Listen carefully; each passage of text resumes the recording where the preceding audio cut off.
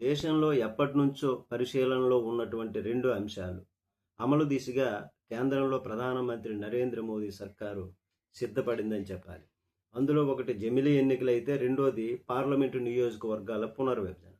ఈ 2 అంశాలు ఈ ఏడాది చివరిలోగా క్లియర్ అయ్యే విధంగా, తేల్చే విధంగా పార్లమెంటు ఉభయ సభలు ప్రత్యేక భేటీ పెట్టైనా సరే, ప్రత్యేక సమావేశాలు ఏర్పాటు చేసైనా సరే ఈ అంశాలపైన చర్చించాలి, క్లియర్ చేయాలి, అమలుపరచాలి అనేటటువంటి దిశగా బీజేపీ భావిస్తుంది. అయితే ఈ విషయమై ప్రధాన ప్రతిపక్షము కాంగ్రెస్ ఇరకాటంలో పడినట్లు కూడా తెలుస్తుంది. మరి ఇదే విషయంలో ఇటీవల ఏఐసిసి ఏర్పాటు చేసిన సమావేశంలో కాంగ్రెస్ పాలిత రాష్ట్రాల ముఖ్యమంత్రులతో పార్టీ అధిష్టానం చర్చ జరిపింది. అయితే జమిలీ ఎన్నికలపైన భిన్న స్వరాలు వినిపించాయి.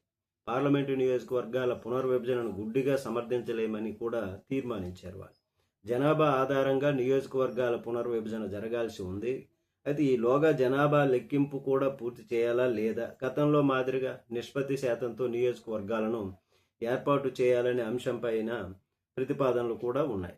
అయితే జనాభాతో సంబంధం లేకుండా అధికార బీజేపీ తమకు అనుకూలమైన రాష్ట్రాలలో నియోజకవర్గాలను పెంచుకొని రాజకీయ లబ్ధి పొందాలని చూస్తోంది అని కాంగ్రెస్ వాదన. దీని ద్వారా ఉత్తరాదిన భారతీయ జనతా పార్టీ బలం పెంచుకుంటే రాబోయే ఏళ్లలో అధికారం మరల తిరిగి వాళ్ళకే లభిస్తుంది అని కాంగ్రెస్ సీనియర్లు మండిపడుతున్నారు. అయితే జమిలీ ఎన్నికలతో పాటు పార్లమెంట్ నియోజకవర్గాల పునర్విభజన వెనుక కూడా బీజేపీ రాజకీయ వ్యూహం ఉంది అని వారు అంటున్నారు. ఒకవేళ జమిలీ ఎన్నికల నిర్వహణ ఈ ఏడాది చివరిలో స్పష్టత వస్తే దాని మీద తెలంగాణ రాష్ట్రంలో సరైనటువంటి సమయానికి ఎన్నికలు జరుగుతాయి. కానీ ఏపీలో మాత్రం ఏడాది ముందే ఎన్నికలు వచ్చే అవకాశం ఉంది. ఒకవేళ ఏపీలో ఇప్పటికిప్పుడు ఎన్నికలు వస్తే కొన్ని కూటమి ప్రభుత్వం మరలా అధికారంలో వస్తుందని కొన్ని విశ్లేషణలు చెప్తుంటే, వైసీపీ ఇప్పటికిప్పుడు ఎన్నికలు జరిగితే వస్తుందని కొన్ని విశ్లేషణలు.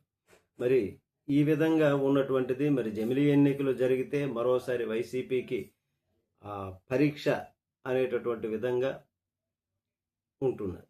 నమస్తే.